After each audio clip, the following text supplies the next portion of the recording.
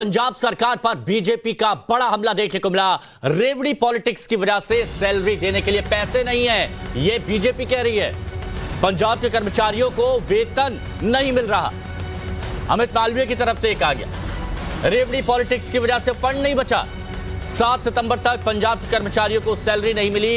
Add के लिए पैसे हैं लेकिन कर्मचारियों को वेतन देने के लिए पैसे नहीं है। ये शहजाद पूनावाला की तरफ से भी निशाना साधा गया है। रेवड़ी पॉलिटिक्स, कोर्ट तक इस मुद्दे पर चर्चा हुई। पीएम मोदी ने इसका जिक्र किया और अब जब पंजाब के कर्मचारियों को वेतन नहीं मिला तो बीजेपी की तरफ से निशाना साधा गया पंजाब सरकार पर। यह ट्वीट देखिए अमित मालवीय का। आम आदमी पार्टी रेवड़ी पॉलिटिक्स हिट्स पंजाब। असर हुआ है पंजाब पर रेवड़ी पॉलिटिक्स का। सरकारी कर्मचारी 6 दिन से सैलरी का इंतजार कर रहे हो। नीचे तस्वीर देखिए, भगवंत मान मुख्यमंत्री आम आदमी पार्टी पंजाब के 6 दिन से इंतजार कर रहे हैं सैलरी का। 7 तारीख वेतन नहीं मिला लेकिन ऐड के लिए पैसा है, यह भी सवाल उठाया जा रहा है। अमित मालवीय का ट्वीट। सीएम मान या अरविंद केजरीवाल अब इसका जवाब देंगे, यह सवाल उठ रहा है। रेवड़ी पॉलिटिक्स ऑन है लेकिन सैलरी गॉन है। पंजाब सरकार का खजाना खाली, यह सवाल उठ रहे हैं।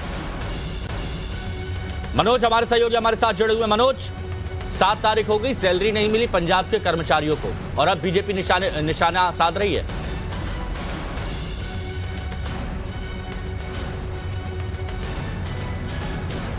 मनोज सुन पा रहे हैं? चलिए पूरी खबर एक बार समझिए। रेवड़ी पॉलिटिक्स का मुद्दा जो पूरे देश में गूंजा, कोर्ट तक इस मुद्दे पर चर्चा हुई और उसके बाद पीएम मोदी ने भी इशारों में निशाना साधा और अब बीजेपी हमलावर नजर आ रही है। मनोज जुड़े हुए हमारे सहयोगी। मनोज, रेवड़ी पॉलिटिक्स की एक बार फिर से चर्चा, पंजाब के कर्मचारी इंतजार कर रहे हैं सैलरी का।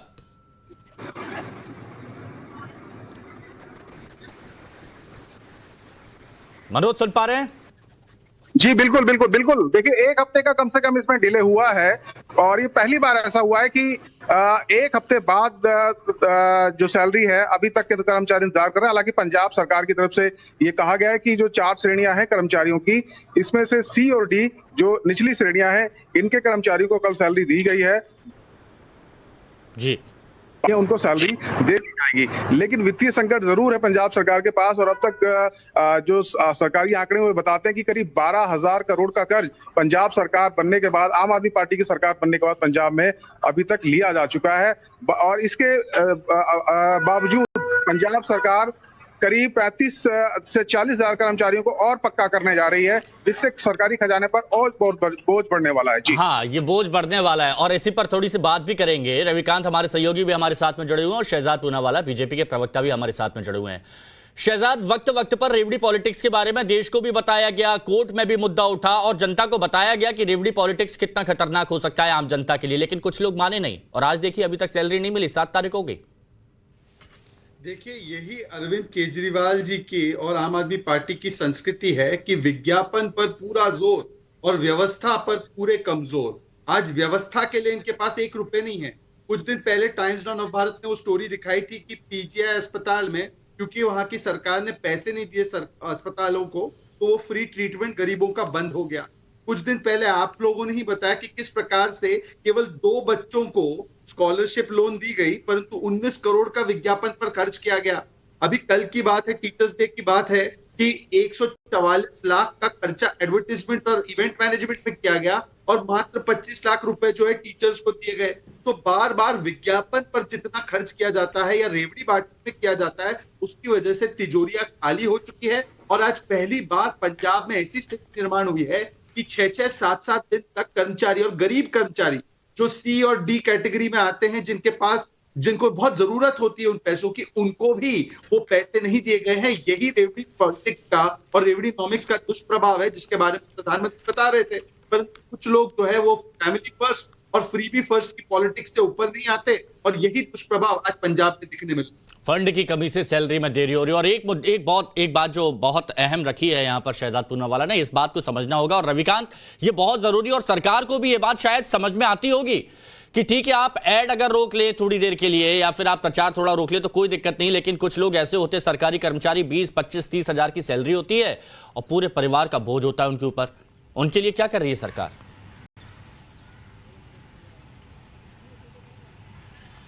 देखिए, इस तरीके की परिस्थितियां क्यों निर्माण हुई इसके बारे में पंजाब सरकार को सोचना होगा, लेकिन रिपोर्ट्स ये बताती हैं कि जिस तरीके से सरकार में आने के बाद आम आदमी पार्टी ने एक के बाद एक अनाउंसमेंट किया कि हम बिजली फ्री देंगे, पानी फ्री देंगे, तो जो सब्सिडी दी जाती है उसका सीधा खर्च जो है वहन जो है वो सरकार के खजाने से किया जाता है। और अगर सरकार के खजाने में इतना पैसा नहीं है कि वो अपने एम्प्लॉय को सैलरी दे पाए, तो सिर्फ जो है इस तरीके की बातें करके आप जनता के बीच में लोकप्रिय बनने के लिए तमाम लोक लुभावन बातों को कह देते हैं, लेकिन सरकार का खजाना जो है अब सफर करता है। अब सरकार के खजाने में पैसे नहीं है, इस वजह से जो गवर्नमेंट के एम्प्लॉय हैं, चाहे वो ग्रुप सी के हों या ग्रुप डी के, उनको वो आज 6 या 7 तारीख के आसपास भी सैलरी नहीं दे पा रहे हैं। तो ये एक बड़ा सवाल उठता है कि आखिरकार इतने वित्तीय संकट होने के बावजूद इस तरीके के जो फॉल्स कमिटमेंट हैं वो सरकारों की तरफ से क्यों किए जाते हैं, चाहे वो आम आदमी पार्टी की सरकार हो या किसी दूसरे पॉलिटिकल पार्टी की सरकार हो।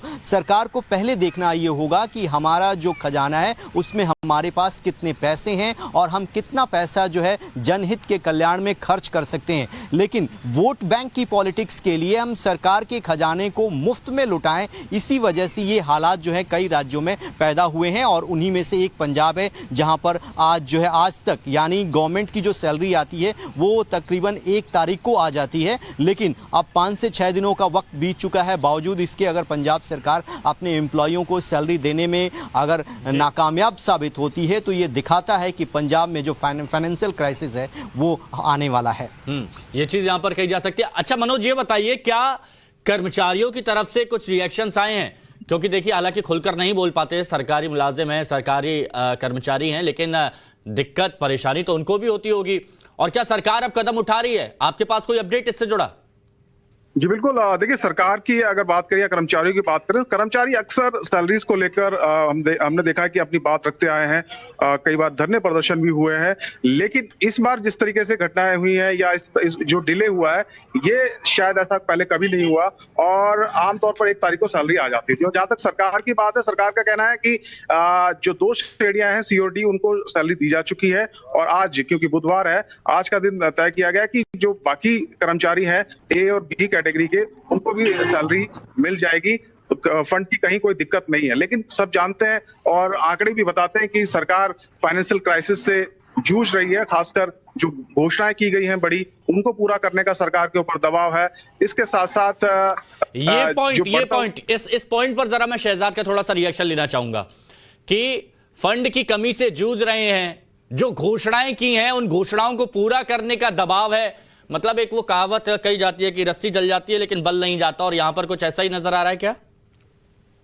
देखिए, ये जो घोषणाएं की जाती है वो केवल और केवल वोट बटोरने के लिए की जाती है, जबकि स्थिति नहीं हो। और फिर जब वो घोषणाएं पूरी नहीं कर सकते तब वो इसका टिकड़ा किसी और पर फोड़ते, कहते कि हमें यहां से पैसे नहीं मिले, केंद्र हमें 1 लाख करोड़ दे दे तब ये घोषणाएं हम पूरी करेंगे। तो ये केवल और केवल एक तरीके से वोटर्स के साथ छलावा करने का काम होता है। और आज सवाल सिर्फ इतना है कि ऐसी कैसे स्थिति बदल गई और बिगड़ गई इतनी कि आज सरकारी मुलाजिमों को भी पैसे देने की स्थिति नहीं बची है, क्योंकि आम आदमी पार्टी का पूरा फोकस केवल विज्ञापनों पर है और केवल ऐसे खर्चों पर है जिससे कि वोट बटोरे जा सके। और इसीलिए आज सवाल ये पैदा होता है कि गरीब कर्मचारियों को पैसे नहीं दिए, परंतु अरविंद केजरीवाल जब पंजाब दौरा करने जाते हैं या उनके रोड शो होते हैं, उसमें प्रदेश का पैसा खर्च किया जाता है, उसका आज हिसाब देना चाहिए आम आदमी पार्टी की सरकार को। और दिल्ली में भी यही कर रहे हैं। दिल्ली में तो केवल रेवेन्यू इसलिए सरप्लस है क्योंकि केंद्र की सरकार केंद्र के मुलाजिमों का और पुलिस का खर्चा उठाती है। अगर नहीं उठाती तो आज दिल्ली सरकार को भी इस प्रकार से वो लोग डुबा देते। लेकिन हमने कई बार ऐसा देखा है कि जब 2 अलग अलग राज्यों में अलग अलग जगह सरकार होती है, राज्य में कहीं और केंद्र में कहीं और, तो कई बार केंद्र पर भी दोषारोपण कर दिया जाता है कि जो हमारे फंड हैं वो केंद्र से भी अटके हुए हैं, इस वजह से थोड़ी बहुत दिक्कत आ सकती है। क्या पंजाब के मामले में भी क्या ऐसा कुछ संभावना है? देखिए, वित्त मंत्री ने पूरे स्पष्टता से बताया है कि एक एक रुपया जो हर स्टेट का है उसको कॉम्पनसेशन के रूप में जो देना था वो दे दिया गया है, समय से पहले समय पर दे दिया गया है। तो किसी के पास भी अधिकार नहीं। उल्टा आज तो केंद्र ज्यादा राज्य को पैसा देती है डेवल्यूशन के माध्यम से 15th फाइनेंस कमीशन के बाद। तो आज तो कोई भी राज्य कहने की स्थिति में नहीं है कि उनको केंद्र से पैसा नहीं मिला, परंतु हाँ, इकोनॉमिक मिसमैनेजमेंट जिस प्रकार की आम आदमी पार्टी की है आज वो पूर्ण तरीके से जिम्मेदार है, और ये रेवड़ी पॉलिटिक्स जो है वो जिम्मेदार है जो आज स्थिति पंजाब में बनी। रविकांत, आप दिल्ली में मौजूद हैं और आम आदमी पार्टी के तमाम बड़े दिग्गज दिल्ली में ही जमावड़ा डाले बैठे हैं। लगता नहीं है आम आदमी पार्टी को इस पूरे मुद्दे पर अपनी बात रखना चाहिए स्पष्ट तौर पर, ताकि कर्मचारी और आम जनता भी समझ सके कि कहां देरी हो रही है, कहां दिक्कत हो रही है?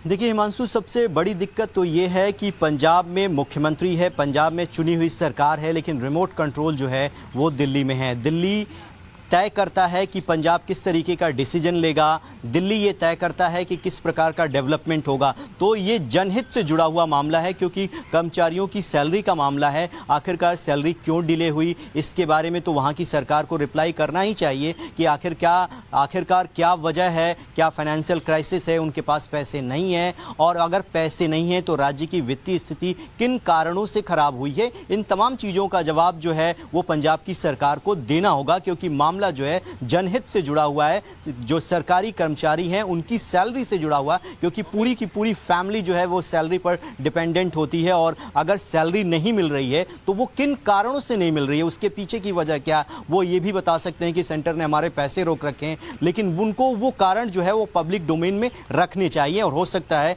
कि पंजाब की सरकार इस पर कोई अपनी टिप्पणी आधिकारिक रूप से सामने रखे।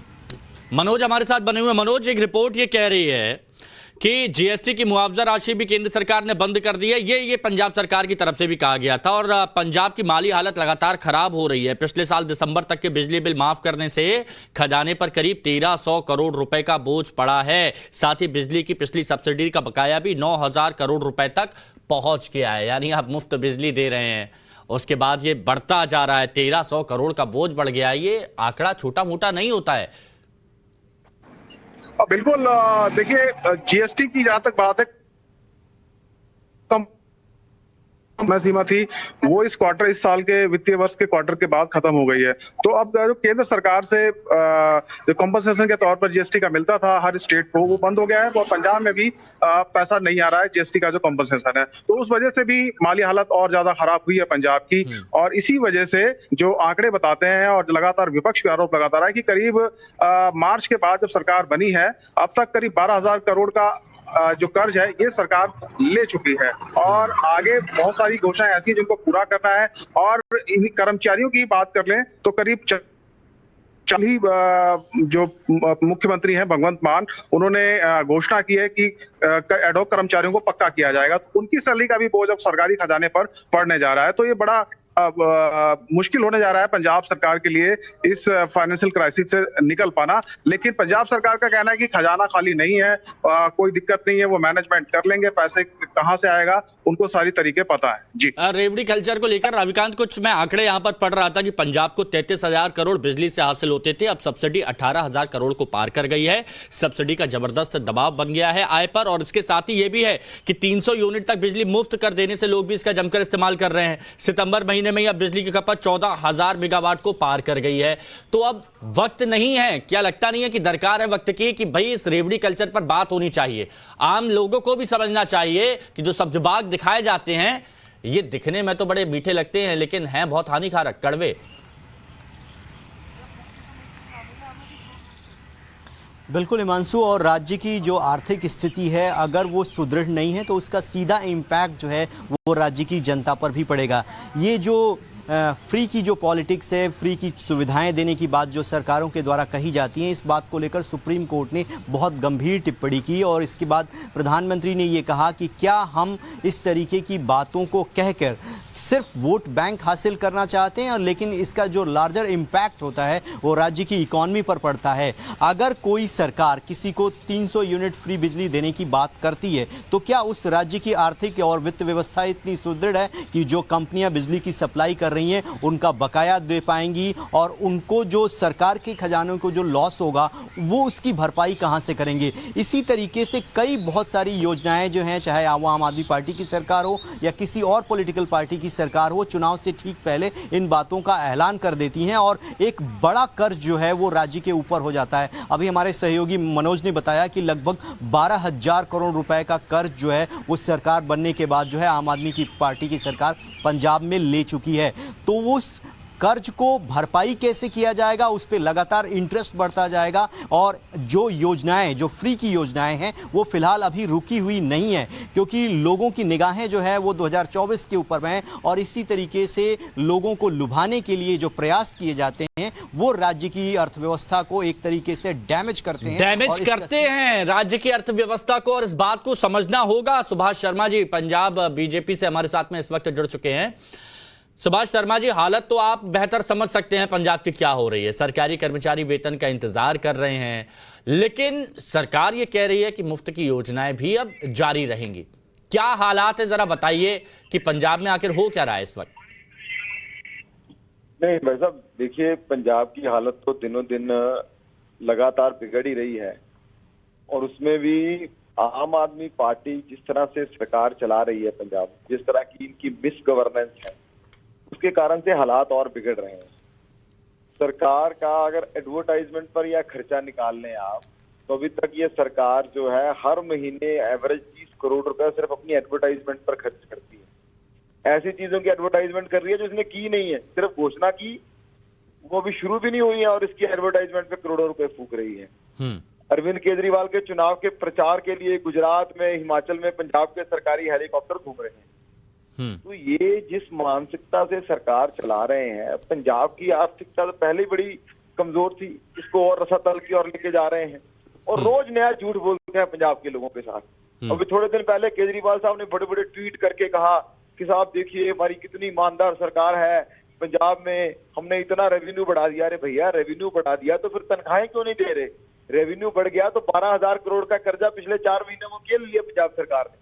तो झूठ बोलने वाली, फ्रॉड करने वाली सरकार है, और दुर्भाग्य ये है कि पंजाब जो है वो लगातार गिरावट की ओर है। विपक्ष की भूमिका किस तरह से है पंजाब में, मुझे ये बताइए सुभाष जी, क्या आप लोगों ने सरकार को घेरने की कोई कोशिश की? सवाल पूछे।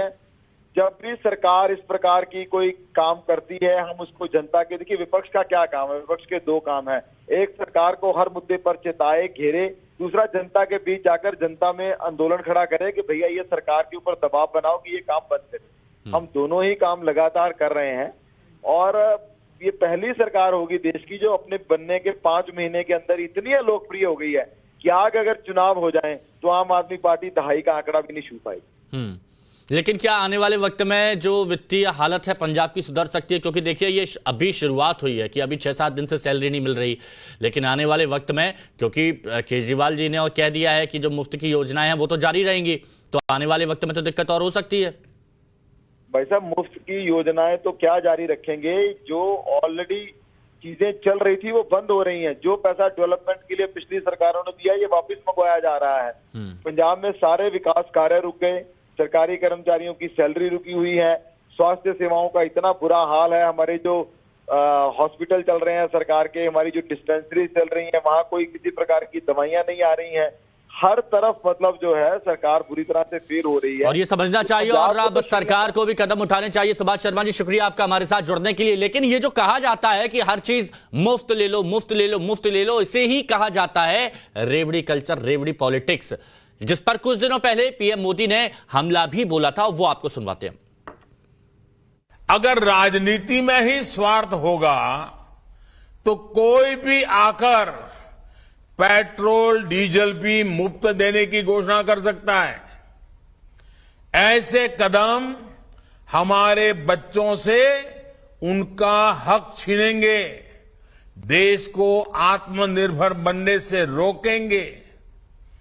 ऐसी स्वार्थ भरी नीतियों से देश के ईमानदार टैक्स पेयर का बोझ भी बढ़ता ही जाएगा। अपने राजनीतिक स्वार्थ के लिए ऐसी घोषणाएं करने वाले कभी नई टेक्नोलॉजी पर निवेश नहीं करेंगे।